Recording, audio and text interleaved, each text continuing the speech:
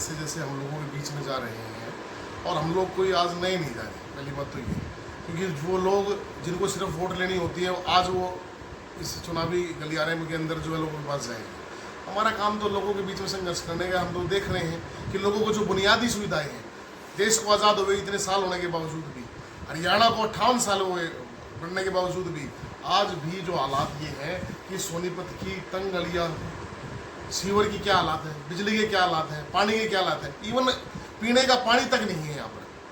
कितनी कॉलोनियाँ मैं ऐसी दिखाऊँ आपको, बाबा कॉलोनी, मोहन नगर, राजेंद्र नगर, न जाने कितनी कॉलोनियों के नाम गिनवाऊँ। कहने को तो कहने कि विकास हो गया, सबका साथ सबका विकास हो, कौन सा विकास हो रहा है।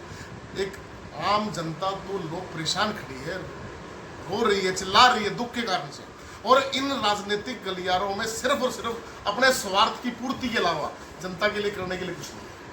और इस बार हम देख रहे हैं कि लोग बदलाव की तरफ आ रहे हैं और 100% सोनीपत की सीट भारतीय कम्युनिस्ट पार्टी के खाते में डालते हैं। कि असल में ये हालात इसलिए बन चुके हैं क्योंकि आज राजनीति जो है, राजनीति को एक जन सेवा के तौर पर देखा जाए कि लोगों के लिए बेहतर काम करने के लिए उस उम्मीदवार को चुना जाए, उस व्यवस्था को बदलने का नाम राजनीति हुआ करता है। लेकिन आज हालात ये हैं कि 25-25 करोड़ की टिकटें आ रही हैं, 50-50 करोड़ रुपए दारू और पैसे में बहाए जा रहे हैं, तो हम क्या उम्मीद कर सकते हैं इनसे। इस तरह की राजनीति के अंदर आम जनता का काम कैसे हो सकता है। सोचना समझना जनता को भी है इस बार कि हमें ऐसे लोगों के पास में नहीं जाना है कि क्योंकि एकमात्र भारतीय कम्युनिस्ट पार्टी लाल झंडा ही है जिसके ऊपर ना तो आज तक कभी कोई भ्रष्टाचार का आरोप है, कितने ही राज्यों में सरकारी क्यों न रही है।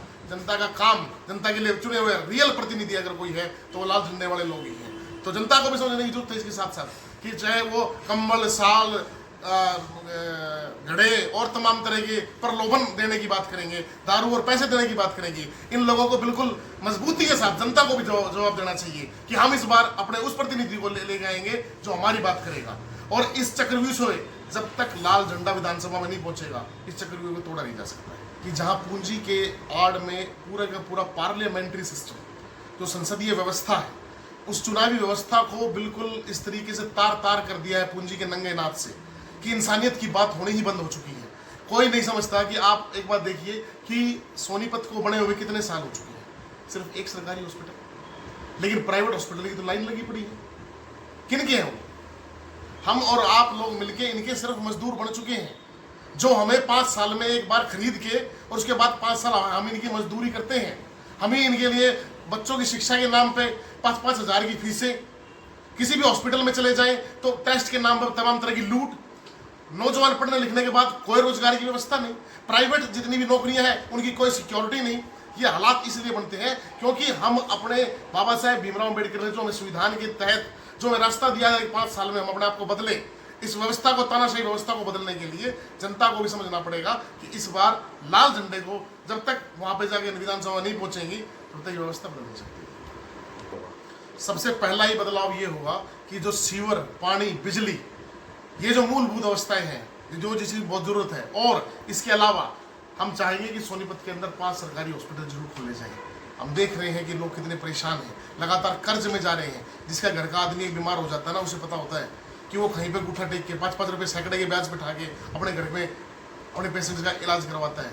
पढ़ाई के लिए बहनें, हमारी माताएं अपने जेवर तक बेच रही हैं, मुथूट फाइनेंसों में जाके उनके गोल्ड रखे हुए हैं। क्यों? मजबूर हैं। हम ऐसी व्यवस्था को तोड़ने के लिए अगर लोगों का हमारा आशीर्वाद मिलता है तो इस पूरी व्यवस्था को बदलेंगे। सोनीपत के अंदर जो मेट्रोपॉलिटन सिटी बनने की बात की जा रही है, किसी ने भी अभी तक ये नहीं कहा कि मेट्रो आनी चाहिए यहाँ पर। सोनीपत का तो विकास ही कहाँ हुआ है। सोनीपत के अंदर तो आज भी ऐसा लगता है जैसे कि दो बारिश की बूंद आने के बाद में चारों तरफ ऐसा माहौल हो जाता है जैसे कि ये गाँव से भी बदतर है। ये हालात इसलिए है ना क्योंकि हम लोग जिस समय चुनाव का जो समय आता है, लोगों को जागना होगा इस बार। वही देखिए आप बीजेपी के कांग्रेस में, कांग्रेस के बीजेपी में, करोड़ों रुपए की टिकटों का खेल, जनता परेशान। ये हालात है, ये हालात इस बार जनता बदल रही है और हम देख रहे हैं जैसे हम सुबह से लेकर शाम तक लोगों के बीच में जा रहे हैं।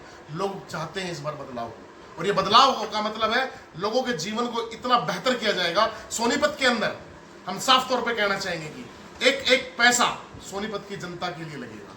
जो नगर निगम में 6600 करोड़ रुपए आने की बात है, मेट्रोपॉलिटन सिटी बनाने की बात है, सोनीपत को चमका के रखेंगे। ये बिल्कुल तय